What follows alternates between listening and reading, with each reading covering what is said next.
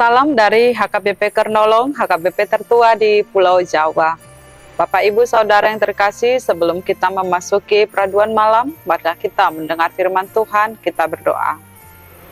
Bapa Sorgawi, kami bersyukur dan berterima kasih atas segala kebaikan-Mu yang menyertai hidup kami dalam satu hari ini. Saat ini Tuhan, kami mau mendengarkan firman-Mu, berkatilah kami untuk dapat mengerti firman-Mu. Dalam nama Tuhan Yesus kami berdoa. Amin. Firman Tuhan yang menjadi renungan bagi kita, yaitu dari 1 Yohanes 4 ayat 7 hingga ayat 8. Ayat pembimbing renungan ayat 7. Begini firman Tuhan. Saudara-saudaraku yang kekasih, marilah kita saling mengasihi, sebab kasih itu berasal dari Allah, dan setiap orang yang mengasihi lahir dari Allah dan mengenal Allah. Demikian firman Tuhan. Saling mengasihi. Sahabat renungan malam Shalom yang dikasihi Tuhan, surat 1 Yohanes ini menyatakan bahwa Allah adalah kasih. Kasih Allah adalah dasar dari segala sesuatu. Kasih Allah adalah dasar dari semua kebenaran. Kita diperintahkan untuk hidup saling mengasihi, karena Allah telah terlebih dahulu mengasihi kita, yaitu dengan mengutus anaknya Yesus Kristus, agar menjadi pendamaian bagi dosa-dosa kita. Kasih itu berasal dari Allah. Jadi, untuk mengenal Allah, manusia harus hidup mengasihi Allah dan saling mengasihi satu dengan yang lain. Saling mengasihi ini adalah perintah yang harus kita lakukan, sebab Allah adalah kasih. Siapa yang mengenal Allah pasti hidup dalam kasih.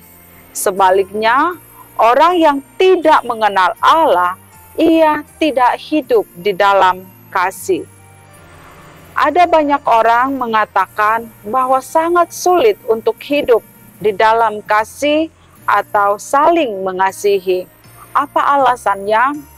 Yang pertama, sulit untuk hidup dalam kasih karena seseorang itu sibuk hanya memikirkan dirinya sendiri sehingga melupakan orang lain.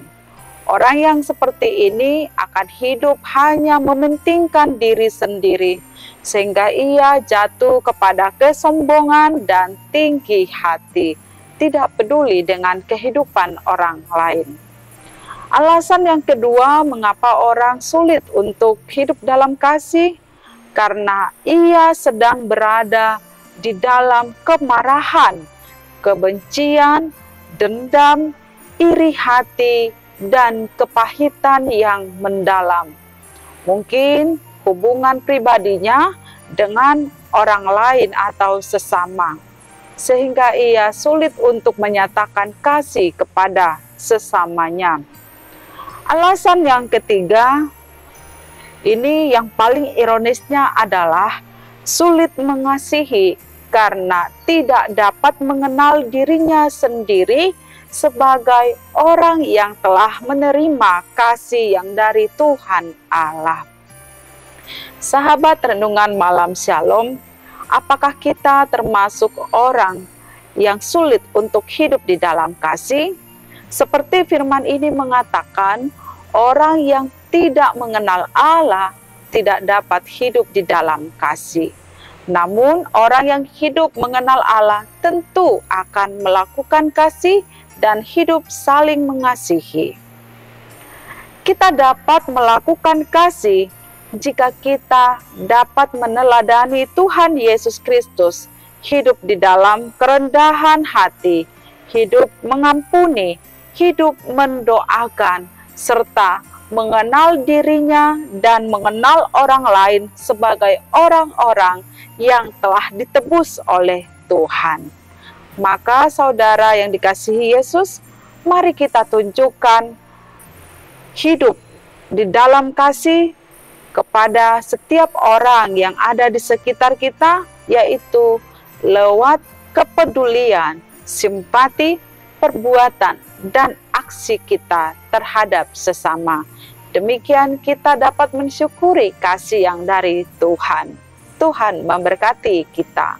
Kita berdoa.